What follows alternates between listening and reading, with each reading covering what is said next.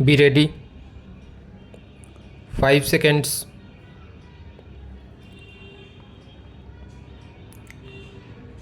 Start.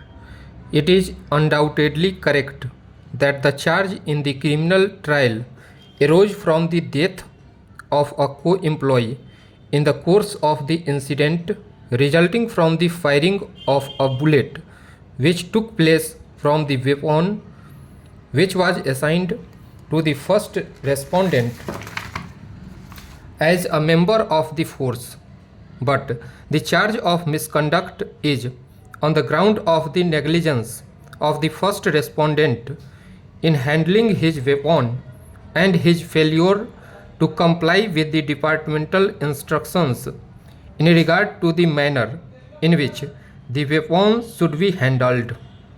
Consequently, the acquittal in the criminal case was not a ground for setting aside the penalty which was imposed in the course of the disciplinary inquiry.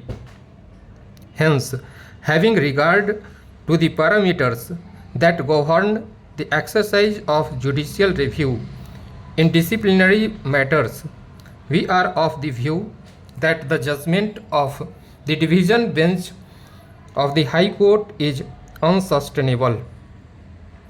A 3-judge bench of this court in another case held the position of law was explained as follows. In our judgment, the law is fairly well settled. Acquitted by a criminal court would not debar an employer from exercising power in accordance with rules and regulations in force. The two proceedings, criminal and departmental, are entirely different. They operate in different fields and have different objectives, whereas the object of criminal trial is to inflict appropriate punishment on offender. The purpose of inquiry proceedings is to deal with the delinquent departmentally and to impose penalty in accordance with service rules. In a criminal trial, incriminating a statement made by the accused in certain circumstances or before certain officers is totally inadmissible in evidence. Such strict rules of evidence and procedure would not apply to departmental proceedings. The degree of proof which is necessary to order a conviction is different from the degree of proof necessary to record the commission of delinquency. The rule relating to appreciation of evidence in the two proceedings is also not similar. In criminal law, burden of proof is on the prosecution, and unless the prosecution is able to prove the guilt of the accused beyond reasonable doubt, he cannot be convicted by a court of law.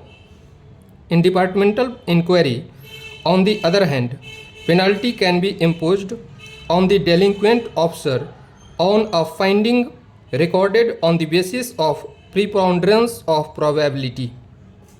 Thus, in the present case, the learned single judge as well as the division bench of Rajasthan High Court were clearly wrong in interfering with the order of the disciplinary authority of the Rajasthan Police.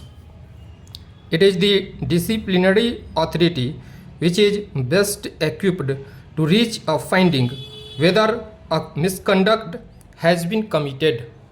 Stop.